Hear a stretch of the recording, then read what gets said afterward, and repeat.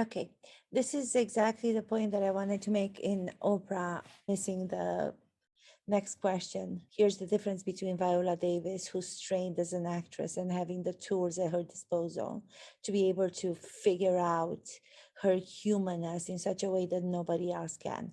Even Oprah, with all the years of experience and all her years of interviews, she doesn't know how to come up with a second question to that.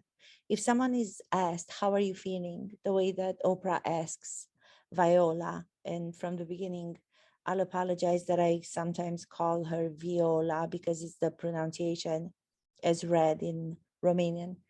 When she answered to Oprah's question, nervous, that is the specific exercise of acting, which is called speaking out, which is about revealing the truth of what you're feeling rather than covering it and pretending that you're not nervous. By revealing the truth in the moment of what you're feeling, the nerves that you have, the nervousness that she speaks about, the tension that she might feel, will turn around and will become a positive energy. The energy shifts to gifts you can embrace as a human being, because all of us are nervous at some point or other in our life. So she's already getting her audience on her side. We already, as audience, can identify with Viola as a human being. She admits the truth that we all feel, but we are afraid to admit it because of the wrong education that we all got. But for actors, they have to unlearn that education. So the actors are actually the ones that put aside the facade that other people believe they must have on. Oprah could have said, if she had known, but she doesn't know, to continue, how much I appreciate the fact that you just admitted for yourself that you are nervous. And that's surprising to me because I don't have a lot of people admitting that. But she didn't know to say that. She didn't catch that moment. So here we are on my porch in Maui. That's wonderful. I'm so glad Oprah has demonstrated that from her humble beginnings, she was able to have an idea, have a brilliant show, knew at that time, must have had creative instinct. She's a visionary to have understood what the audiences of America and then of the globe needed when she came up with her show back 20 some years ago, and made it to the person that she is today. That's brilliant, not taking anything away from that. But I feel like the narcissist inside of her creeps up in moments where we already saw the surroundings because we're watching the interview. It's not a podcast. So we're already watching the interview, making it about herself in that very beginning moment. Welcome to my porch in Maui. Ah, welcome to my grand place, to my riches, to my fortune. It's almost the same with the fact that she likes to be on the cover of all her magazines. And years before, people were having a problem with that, and I didn't. But the more I listened to her interviews, the more I feel that the growth, like I said before, of her as a professional interviewer of has stayed at a certain level. I feel that because she's become comfortable in her life with everything that she so well deserves, I feel that the comfort that she was able to provide for herself at much deserved is giving her that safety where there's no fight, there's no drive that you must do something because you want to achieve something else. She's achieved that all. So in a way, I feel like she's too safe in her own surroundings, that she hasn't developed within the last couple of years as a interviewer, as a professional. as actors must. I'm making the difference between actor, Viola Davis, interviewer, personality, billionaire, Oprah, who's not a trained actress, not even close to the level of Viola Davis. I know that Oprah did a film or two. She was really good in The Color Purple many years ago. She was studying with a very famous acting coach, but there's no similarity between her and the artist that is Viola Davis. Only my opinion. I'm going to stop here because there's so much in this beat that just happened. The first thing that I want to say, out of the different portrayals of characters that were shown, what came to me was one of the things that I've noticed about what Viola does, which in my mind, having seen a lot of her work, having watched a lot of her movies, having watched a lot of everything that she's done, I believe that when she goes to a crying emotion, when she goes to that anguish and sadness and all or nothing, when she goes to a crying, that becomes a sobbing, and then it turns into nose dripping. I see that more than once. I see it done by her. And as with all actors, we tend to go to the things that we know worked in the past and use them again. But if we are using them too much in different portrayals of different characters, we're not being careful as actors to say, guess what? I'm not going to go there again because it's easy for me to go there. It's easy for me to demonstrate a kind of emotion. Let me just change it a little bit. So instead of just crying and letting all the tears and all the nose dripping to happen, what if I try to cover it? What if I try to look for a handkerchief to try to stop it? Because if you are in a real situation, if you are a human being in a situation that's the same in the fictional situation, you're trying to not look as horrible as possible when crying. And she's also a woman, so we women tend to not look as horrible as, you know, the ugly cry. So I feel that that's a mannerism that is a little bit repetitive, and I've seen it in different characters. Another thing that I observed about her, she went to accept one of the awards. She's one of those actors who understands the technique of acting because of the phrases that she used. She goes to accept the award and she says, I thank God that we are the only professionals who get to celebrate a life lived. And that's such a common description in the language of actors, method trained. Juilliard, I know she went to Juilliard trained, but for somebody who has the understanding of the specificity and the specific details of the training of an actress as she does, that language is so powerful, but it's being used all the time. It's not a general language that's known by the public, but it still moves me, even though I know it. So that was really powerful. I'm trying to figure out what else I wanted to say. I think that's it about this part. Let's watch more. I think what's so extraordinary, and Oprah is wowed by it every moment almost of the interview. Viola doesn't stop speaking in the language of actors, in the artistic language.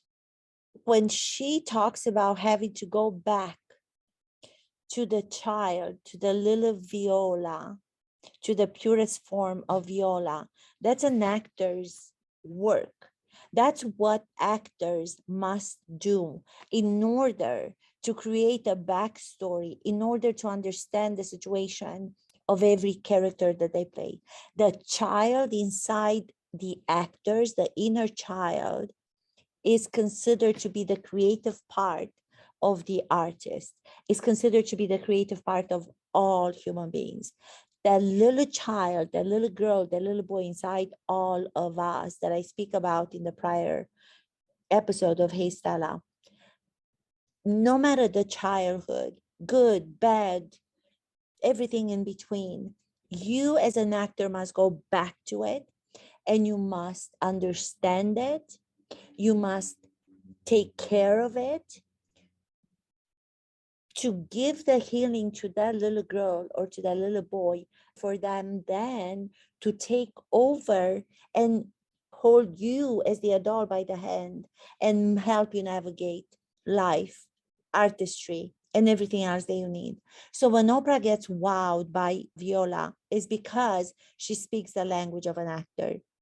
She speaks about the inner child. She speaks about the version of herself that goes back to where she comes from, to the purest form in herself. But she doesn't say this is what we have to do as actors when we work on any character.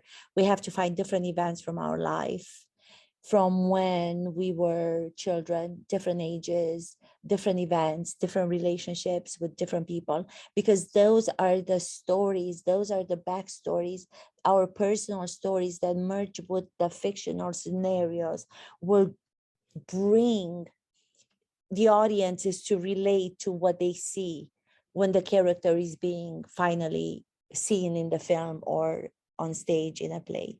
Because everyone can identify with something of each other from the childhood. Doesn't matter the language, doesn't matter where you come from, doesn't matter the religion. So she's speaking throughout the whole interview in the language of the artist. But Oprah doesn't know, so she's hearing it for the first time, as most of the people are, and she's taking breaths because it is breathtaking to hear her. Another thing that Viola did, it's on the cover of the book that she wrote, because we're talking about her book that she wrote, Finding Me. I forgot to announce that. On the front of it, she has herself as the adult at the level where she is right now, famous actress. And then the back of it, she has a picture of herself as the little girl. So it's the journey between the little girl, childhood, and the adult right now, which you always have to go and you always have to choose the notes from that journey traveled, depending on what character you're playing. You always must share of yourself with the character, because if you don't bring your humanness to the character, nobody's gonna give a damn about it. So that's also another brilliant thing that she did with the book. Self, now, adult, fame, little girl, and all in between. I think it's marvelous. The question that she also was asking of herself, having come to the place of success where she has at this point in her life, she thought that everything was going to be satisfied within herself. Her soul was going to be filled. Her heart was going to be filled. We have that illusion that if we get the next thing to do in our lives, if we only had this at the next level, and then we keep getting those, and we want more, we never become satisfied. We never think that we're enough. We never think that where we're supposed to be, we've arrived at. So the question that she's asking herself while isolating, like all of us during the pandemic, in what is it? What is it for you? What is it for you next? What is it for me next? I think a lot of people have changed their minds about prioritizing what they want to do due to the pandemic and now due to the war in Ukraine. I have. I feel like I'm doing what Oprah is doing, where I'm interjecting my own personal life. But it's what this interview is making me do. It's making me actually, it arises in me, my own thoughts and my own ideas. So it's really great. Let's move on. The question that Oprah asks, that's what I mean by Oprah not having different questions to ask. I feel like that question was asked so many times before by her, by other people. And this is where everything takes a turn again with the smarts and the emotional intelligence that Viola has. Oprah asks the question, is it not true that if you did not suffer as a little girl, you will not be the person who you are right now? Isn't it because of that you are where you are? Do you understand that? Okay, that's great, Oprah. You've asked that question of other people before. But this is where Viola comes in and she goes into details again, and she turns it around and she quotes Joseph Campbell. And this is brilliant, this part. I think that was just brilliant. Thank you, Viola Davis, for reminding all of us to read Joseph Campbell. Such an amazing writer for actors, such an artist journey. And this is what she says, she says, it's not enough to just say, okay, because of my life back then, I am who I am today, and I'll leave it at that. I don't have to do anything to change. She says, you get to understand all of who you are. You get to understand all the different versions of the selves that you have, with all the flaws, with all the virtues, with all the gray areas in between. And then you make choices with the help of therapy. You make choices to stand up, to leave some of the selves that are not contributing to your growth to the side. Let those die and concentrate on the selves that you need to work on. I don't have to work on the selves that are the one that manifest sadness in myself or disrespect for myself. I have to work on the parts of self within myself that will give me courage, that will make me see the greatness that I have inside of me. Those for me require more work. So this is what she's saying, with the help of therapy, with the help of acting, in the way that I navigate the characters, in the way that, in my case, I teach, I try to convey that to the students.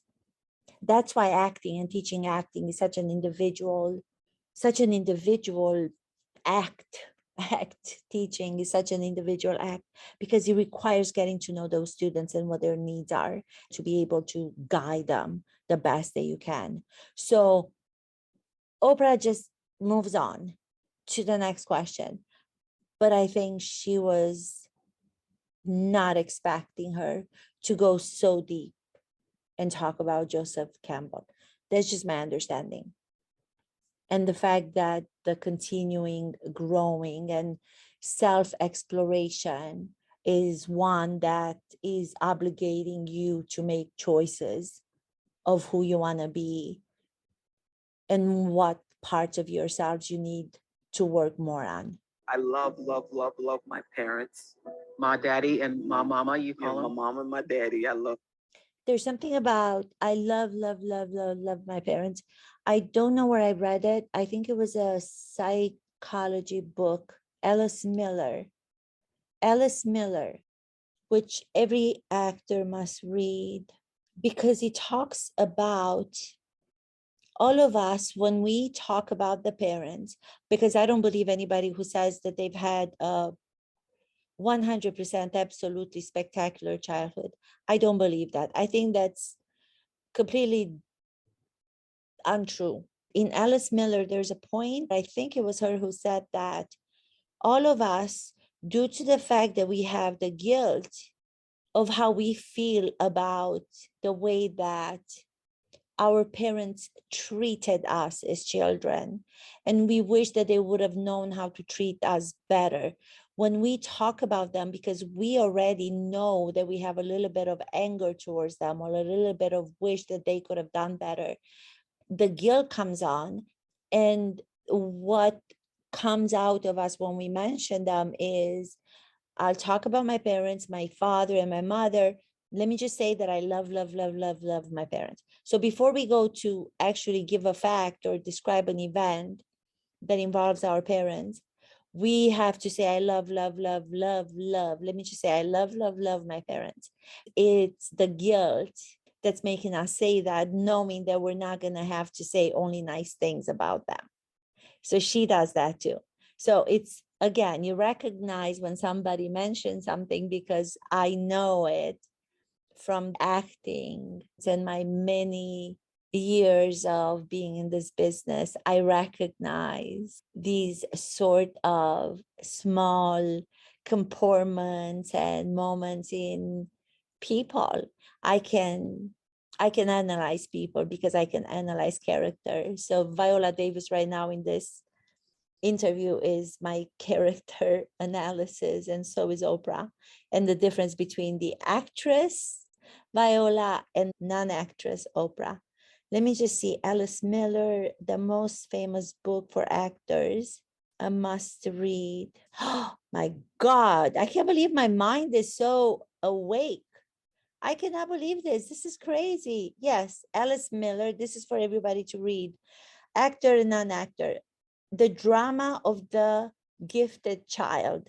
Alice Miller, I was right. It's such an insight into the human psychology and especially child development. And I think she probably read this. So, yes. Next. Well, she does so brilliantly here. I mean, when she describes the poverty and the history of her family and the racism and lack of hygiene, all of the things that she talks about are so specific to her, and in the way that she describes them, that they become universal and understood by all of us. And what do I mean by that?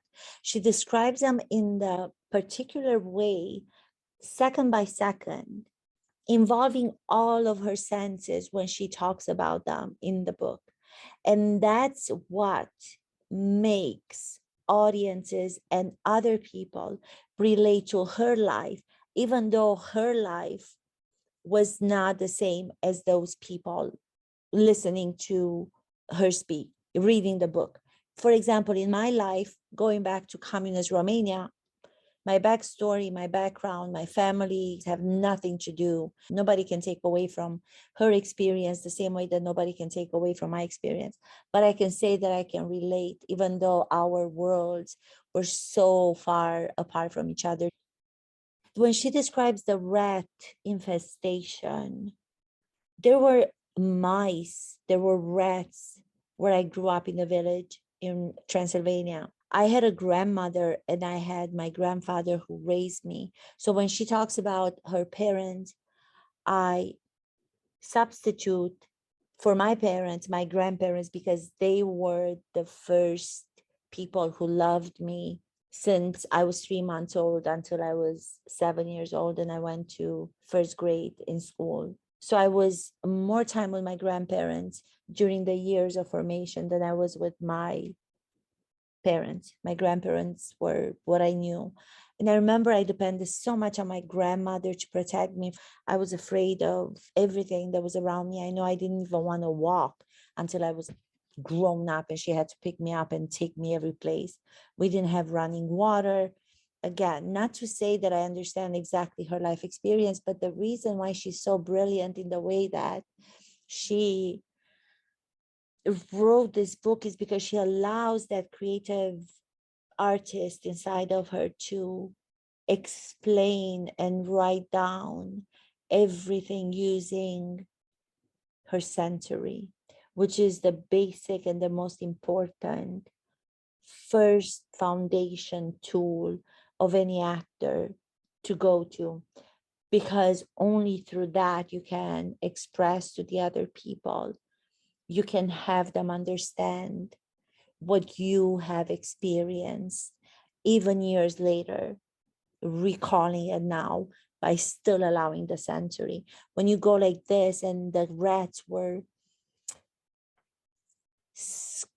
scratching the face of my doll that was hard plastic and you could hear their scratching with their feet and nails, and Oprah goes, oh my God, because she's recreating that experience in this present moment with Oprah. She's not just generally describing it, she's recreating it, she's reliving it almost in the present using her sensory, her senses. This is something, again, that's formidable because she goes back to living it. So the way that she's sitting in front of Oprah on the porch in Maui, serene, peaceful, she in a second takes us back because she's already dropping into her privacy. The actress Viola is dropping into the invisible circle, the private moment around her, the circle of lights, as Stanislavsky called that privacy. When you're letting go of the fourth wall, you're letting go of the audience, which Oprah happens to be, and she drops into her own privacy. envisioning the circle of lights around her so she can relive and retell that experience.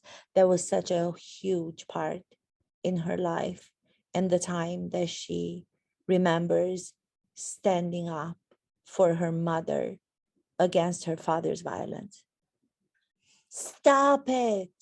Stop it. You're going to kill mom. Stop it. What will it cost you? She might have done it in that moment without having the emotional, conscious understanding of what he meant. But that subconscious moment of spontaneous, in the moment reaction to something that she wanted to stop, which was the beating of her mom, the violence from her dad, because he didn't know any better. That later in life becomes a question that you must make conscious for yourself as an actor. How are you willing to fight? How much are you willing to have something cost you in getting what you want, in going after protecting someone as a character? That's one of the questions that becomes a conscious one in the many questions that we have to ask ourselves as actors, and that she has to, and I'm sure she does in every character that she plays. So it's again revelatory to how the subconscious human navigation of our emotion and life and physical geography in our journey will then be dissected, analyzed by gurus, beginning with Stanislavsky to Meisner to Stella Adler to Strasberg to all of the techniques that are now out there. It's the understanding, the analysis of humanity put in a manual by Stanislavsky at first to the modern actors to know how to navigate the same way you have to navigate your story that happens to be that of the character in a fictional situation. Oprah and Gail, no matter how much conversations you have with each other, you're speaking to somebody who's much more understanding of emotional, psychological growth than you and Gail. And there's nothing wrong with that. I'm just reminding the two of you that you're not actors. For you, it's difficult to understand how she could forgive her father. But I will tell you that in acting, every substitution that we make for the other actors that we happen to be playing with in different plays or different roles, we will personalize, we will endow, we will substitute for those actors and those characters that the other actors are playing with the people from our lives, such as our fathers, such as our mothers, and recreate the events from our personal life to have a different end, one where there is healing involved. So without even having to talk to the real father in real life, we will have healed events from our personal life due to the power that acting creates for us and the opportunities that acting creates to play the characters in some situations. There will be somewhat close to what we need as people to heal bonds between ourselves and the loved one. Acting will provide that. Acting will allow for me to punch the air on stage at the actor studio, or acting will provide for me and has provided for me looking at the other actor who's playing a character from a play that has nothing to do with my life, but because I can say to that person, you have hurt me and I forgive you with the lines of the character. I put my father's face on that actor who's playing the opposite character. So when I say, you have hurt me, for example, you have hurt me, I forgive you, I forgive you. Then I come home and I can call my real father in real life. He doesn't know what happened to me before I made a phone call. He doesn't know that I was on stage. I would call him up and I would say, Dad, without telling him what happened. I just want to say that I love you. I love you so much. So he doesn't have to go through my healing process. But I am lucky enough and I am privileged enough as an actress and as an acting coach to have those opportunities. So you can tell Gail from me. If you want Gail to have more of an explanation, can you have her call me, or you can have me call you if you want to just share your contact? I would really love it. I'm just a simple teacher, but there's a lot that I know. There's a lot of territory that I can share with you. And I think it would be of a revelatory, interesting, curious, unexpected world. And you would be glad that you listened. You're welcome. Survivable path that she's also describing, learning from her therapist, is also such an acting technique. It's, oh my God, the tools that acting provides, I'm discovering even as I go along here, thinking that I know what I'm going to say or thinking that I know what the interview is about, and then it surprises me again. As an actor, you have to go through so many different situations and play so many different scenarios and lives that by living them, because as an actor you have to live, you have to experience, and you have to feel those emotions in those situations. So your instrument becomes trained the same way that an athlete would train the instrument, the physical instrument. It's a training for them before they run the marathon. The same way with actors, we're having to go through situations of loss, we're having to go through situations of joy, situations of sadness, happiness, just as she described. And we're having to go through all of those sometimes in a time of 2 hours that the play takes place, night after night, night after night, or for a duration of 2 to 3 months, depending on the film that is being done and you're in, and how many rehearsals and how long of a shoot it is. But you're going through all those emotions from here to here and back here and back here. Your body gets trained to know how to take it on. You learn how to take on the bad and the good and everything in between, because your body, your soul, exercises for the soul, as Stanislavsky calls them. Your soul gets exercise. So when it gets hurt, it doesn't get as hurt because you know how to protect it a little bit better. When it gets joyful, it can go faster to joyful, and it doesn't have to mean that it drops after, because you know how to maintain it up there. So the soul gets elastic, so you know how to adjust it. Acting teaches that too. This is so, I cannot believe that she's actually just speaking acting language during the entire interview. Everything comes from her artistry. Choose people in your life who love you, which is the same as we say in acting, be selective of the people you share your stories with. Be selective of the people you share your stories with, because your stories are worthy of people who respect and love you. She just said that. And they will give you the permission to love yourself.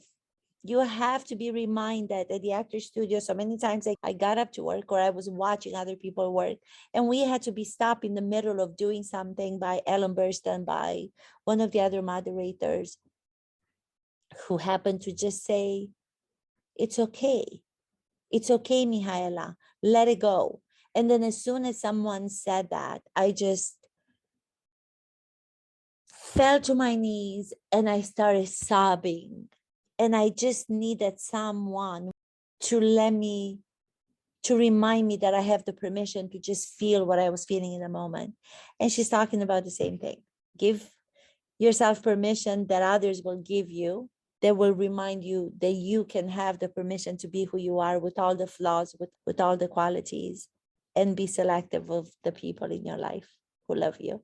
Ron Stetson, Viola's first acting coach. So she had an acting coach from many, many years before people like us were even called acting coaches. Once again, one of those people who gives you permission to be who you are. The teachers, of course, of course. And the goal, she said, was bigger than her fears. Her goal, what is the goal of your character? What is the goal? And what are you willing to do to achieve it? How are you going to confront the fears and the obstacles to achieve it? If you have a goal in life and if you don't have fears, then the character is not going to be a character that's human, with human blood going through its veins. What is the goal? What are the fears that you have to overcome? If the path is free for you to go without any kind of fears, there's no achievement, there's no overcoming, there's no fighting. Therefore, the audience doesn't feel for the character, because nobody in everyday life has it all cleared. For someone to be so bold as Viola Davis at this point in her life, to actually talk about such a personal, shameful thing for most people about wetting the bed until she was 14.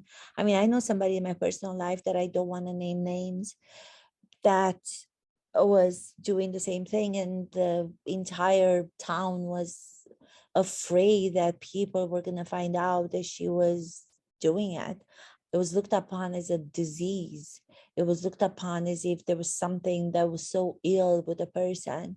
And to have somebody at the level of Viola's understanding of our, again, psychology, our behavior, and to describe it and to admit it, that's courage. To answer the question that Oprah was asking in the beginning of this, she asked Viola Davis what made her decide that this is the time where she comes out with this book that is so revelatory of her life. And she said that it was the moment where she felt that she was going to get to a point in her life and everything was going to be feeling at peace with herself, and she's not.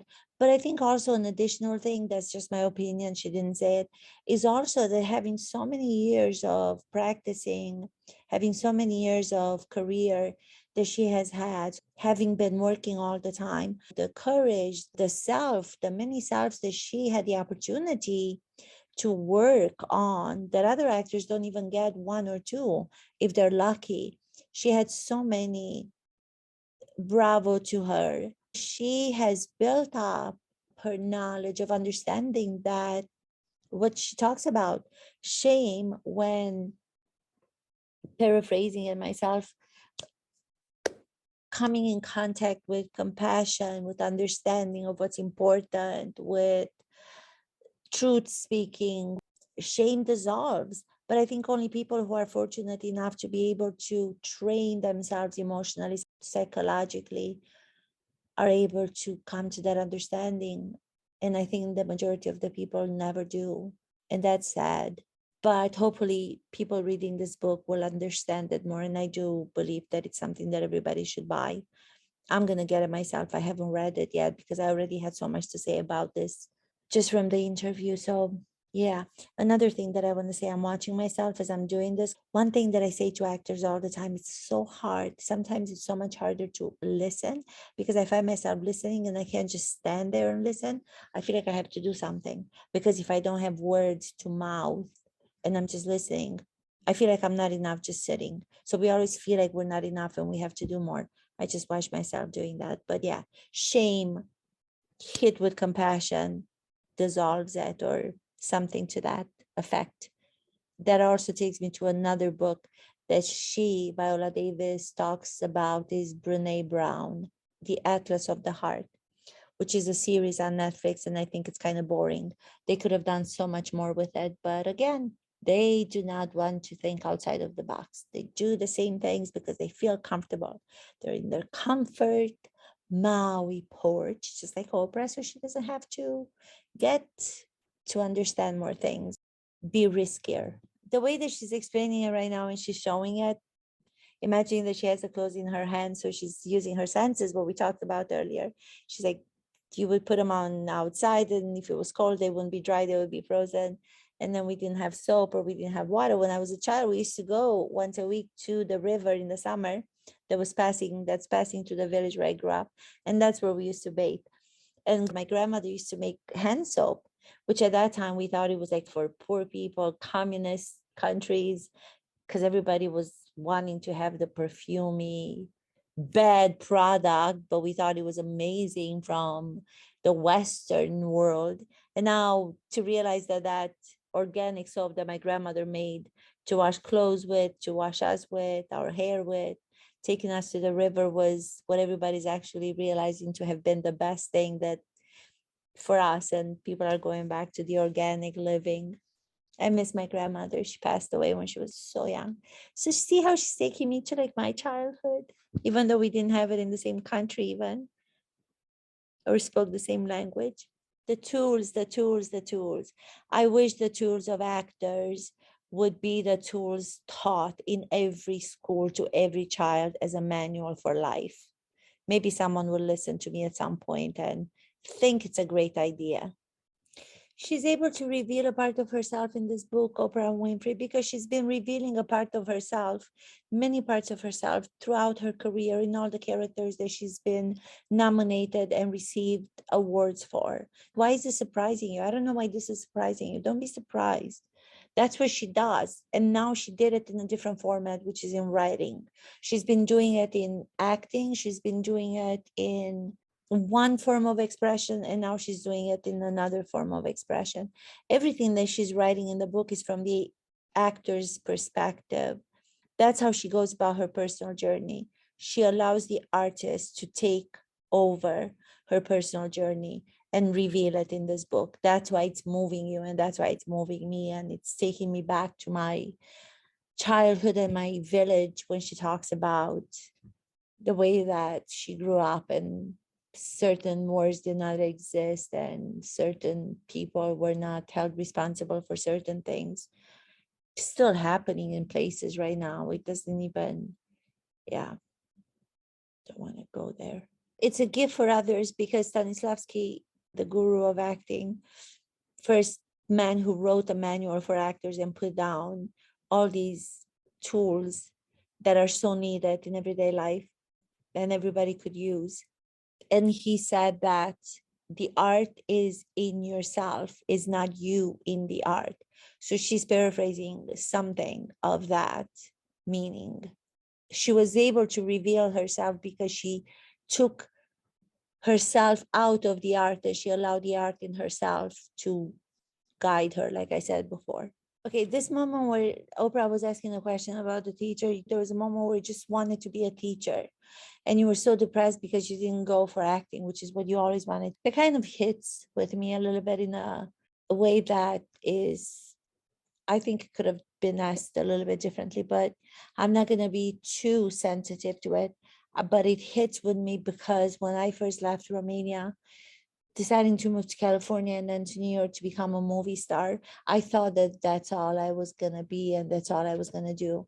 Having started my career in Romania and having gone a little bit in the positive direction, I just assumed as a young, in my 20s, actress from Romania that the career was going to continue when I got here.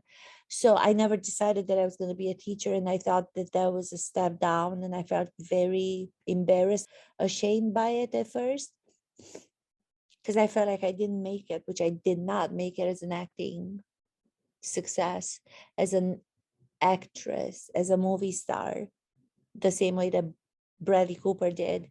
I went to school with him, as you all know, dropping names, doing it for those people who will listen to this for the first time and have not listened to the other episodes. But once I realized that teaching was such a gift, because I saw the transformations that were happening, that were taking place with the students over the years, I am ashamed now to say that I was ashamed to be a teacher. So that's my sensibility to it. It's not a big deal. I mean, people are dying and people are being killed as we're speaking. So I'm not going to take something that Oprah said about, oh, you just wanted to be a teacher to bother me. But I'm just making these points because I want to reflect back the importance of specificity in the book, in the expression of an artist as Viola Davis, and how it arises all kinds of memories, and it puts into motion our own film from our life, because she's being so truthful about hers. All courage is fear met with prayers. Oprah responds, she's doing really good in that, because she's pretending that she's hearing Viola Davis saying this for the first time, when I've heard Viola Davis say this in a prior interview with Oprah. So either she forgot that Viola said that, but as I have a great memory, again, tools of acting, my memory is better. I remember Viola saying that in so many different occasions. And one time I remember it to Oprah. If Oprah was just acting, and if Oprah was really listening and hearing this for the first time, that was okay. But if she was taking it as if she's never heard it before, that was a good, bravo, Oprah. I forgot that she talks about the healing power of acting in the segment. Wow, I forgot that she talks about it. She should put the segment in the first opening of the show. Of course, she's going to talk about it. When did you realize that acting has the healing part in it? Oprah, come on. Your job, as you see it as an actress, it's not her job as she sees it as an actress. It's a known fact that acting holds a mirror up to the world, to all the players on the world stage, to paraphrase Shakespeare. So it's not just Viola Davis saying she's seeing it this way. Healing through the characters is the safest place that you can be in to heal, because you already know the structure, you already know the beginning, the middle, the end, and then you have the freedom within that to just let go and experience all that we're not allowed to experience in the real life, knowing that we're not going to hurt ourselves, knowing that we're not going to hurt the other people. So we have that freedom because we know the structure is in place. You can only have spontaneity and freedom within the structure. If you have the spontaneity within a chaos, there's no art. There could be dangerous pain at the end and hurt on yourself and other people. That's what creates it. That's what makes it art. Liberty within structure. To me, in that moment, I talked about it before, I just felt that there should have been a little bit of a second where she might have tried to wipe the snot off of her face. I think it was a moment of, even though the moment was spectacular and she, I think, was nominated for an Oscar or received an Oscar for that from the movie Fences. But I do think that there was a moment where she allowed herself to be in the art, rather than allow the art to be in her, where she was more concerned. She was thinking maybe a little bit, this is a moment of the Oscar grabbing attention. I just thought, because I've seen her do that. Like I said, if it becomes a habitual thing that you do more than once or twice or three times, then you have to watch it and you have to dissect it to see if you might need to hold it back or if you might need to do something else, and not let it become part of the comfort expressive way that you can apply it every time you need it. So you go to it because you know it's safe. Another thing that she could have said, but people would not have understood, so she's not saying it, or Oprah could not have understood, is this is a private moment exercise. That private moment of taking off the makeup, revealing a glimpse of your private persona publicly, is what came known as that from 1890s, 1920s, from the Moscow Art Theater, going back to Konstantin Stanislavsky. We do that in school with actors. They continue to find that through their careers in all of their characters. What was known as public solitude became known as private moment, adapted by Strasberg. Taking off of the makeup, doing something as an actor that you would adapt the way you do it, or you would change the way you do it if somebody walked in to see you. And it has nothing to do with vulgarities. It is revealing of breasts if you are ashamed of your breast. It's revealing of a letter that you would wish that you could send to someone who's no longer in your life, and you want to apologize for all the things that you have not been able to apologize. It's a private moment. It's a revealing a glimpse of the private you, the private persona, and not the character as she said it to Oprah. But she explains it so the public can understand it. The fact that for the first time she allowed herself to feel liberty as she's never known before takes unlearning of all the things that you were conditioned to be by society.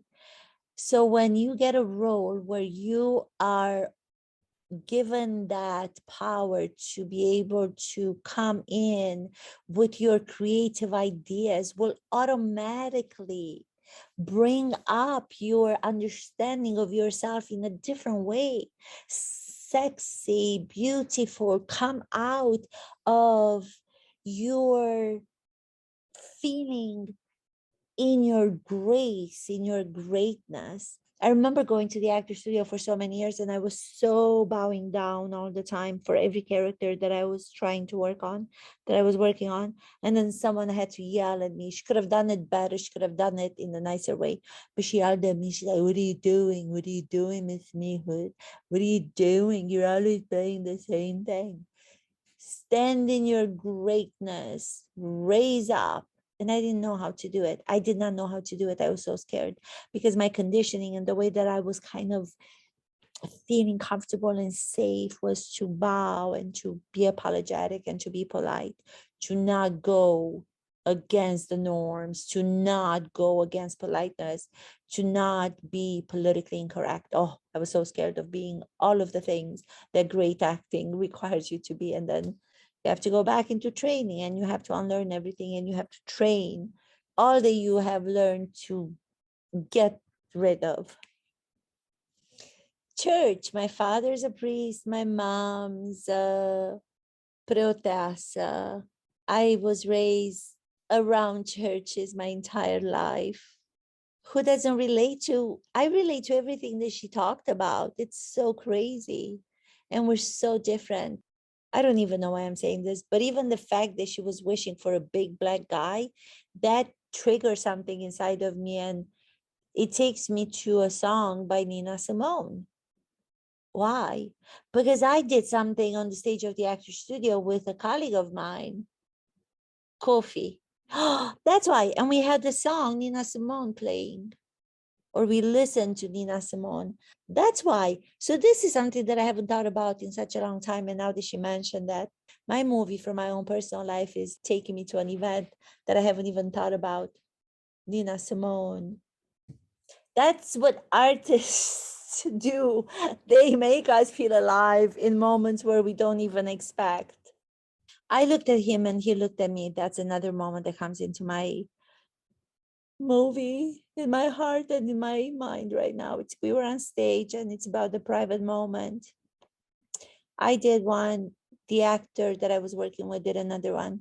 After we revealed something that was so personal in our private moments, we looked at each other. I just saw him in a way that I had not seen him, even though I had known him for so many years. I just saw him in a different light. So when she says that, it's also having to do with her understanding of I saw him, he looked at me, he saw me. It's that revelation of something that's so personal. Good job, Oprah. I love that she's using one of the questions asked in analyzing and trying to get into the character's story and what to bring of yourself to it and what to put on the shelf for the next character. So you're ending with a question that kind of links everything. Good for you. Good for you, Oprah. Having a daughter, and how did she have the understanding to give to the daughter what she maybe did not receive? And she responds, the tools, the tools, the tools, the tools of acting. She doesn't say that, I say that, are so beneficial in all aspects of one's life, relationship, with raising children, with love, with navigating anything that comes your way. I say it so many times that as a teacher, I learned so much from watching the students work. As actors, I get so much back from them and from their discoveries of who they are through those characters. I also discover myself, and I find all the things inside of me that I have that still surprise me and excite me, which is marvelous and spectacular. What a beautiful career to be in. Acting teacher. Thank you for making me appreciate it more, Viola Davis. That's fantastic. I love that you have such a good relationship with Gail for so many years. Even the last thing that she was asked, Viola saying, answering that she wants to find peace, she wants joy, because she's such an amazing actress. She said it with this pain underneath. It was sitting on this pain. It was sitting on this difficulty of her to actually even say joy and peace for herself.